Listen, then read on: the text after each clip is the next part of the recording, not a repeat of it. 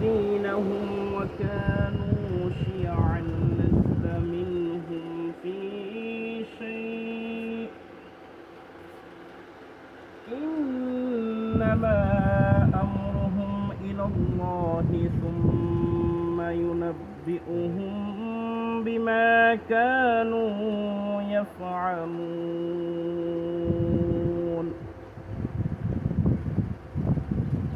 من جاء بالحسنة فله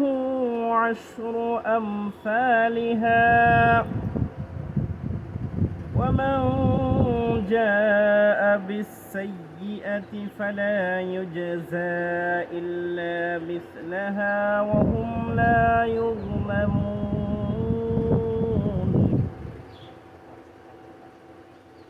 قل إنني هداني ربي إلى صراط مستقيم دينا قيما ملة إبراهيم حنيفا وما كان من المشركين قل إن صلاتي ونسكي ومحياي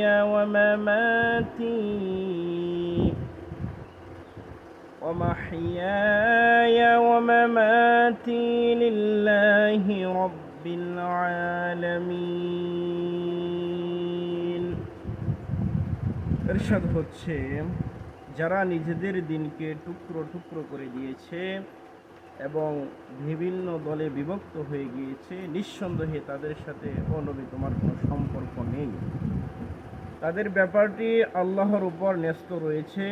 তারা কি করেছে সেই কথা তিনি তাদেরকে জানাবেন যে ব্যক্তি আল্লাহর কাছে হাজির হবে সৎ কাজ নিয়ে তার জন্য রয়েছে 10 গুণ প্রতিফল পুরস্কার